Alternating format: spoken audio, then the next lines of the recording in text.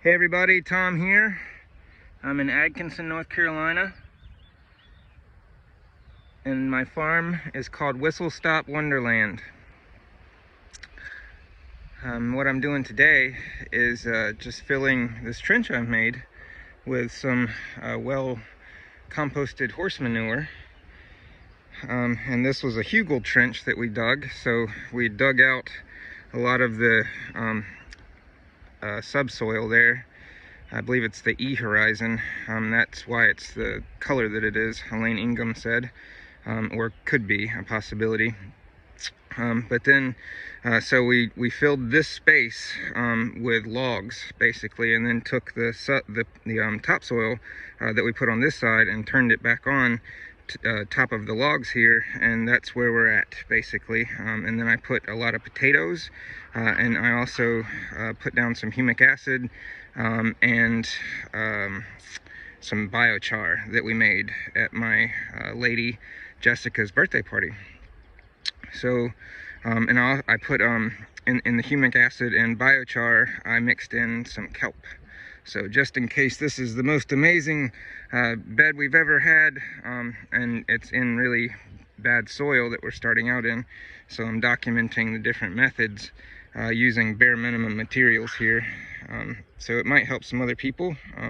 So what I'm doing now, after I've got my trench dug, and then we broad forked the bottom another 14 inches down past where we dug, and then we put rotted horse manure on top of that, that we mixed in with water, so it was more of like a slurry, and then filled it with topsoil, or logs, and then topsoil and potatoes, and now I'm putting some vermicast on it.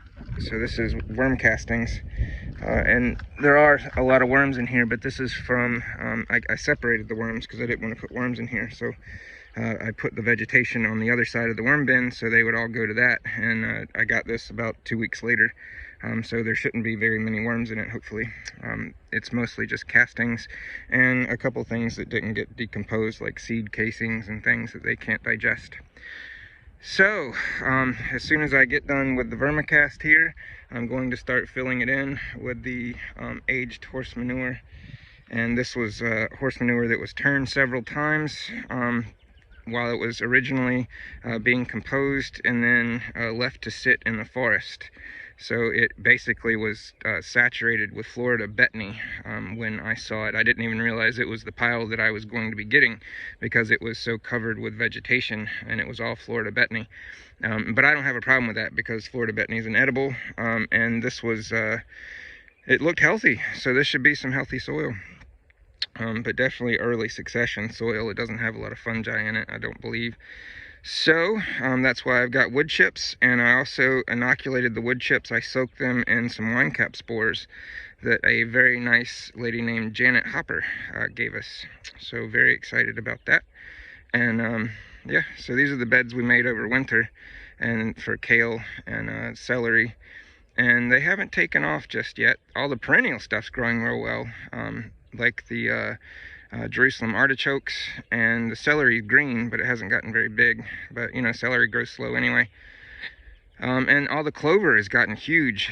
I put rhizobia in there, and there's also rhizobia in this, in case we plant legumes later, just to have the organisms in the soil.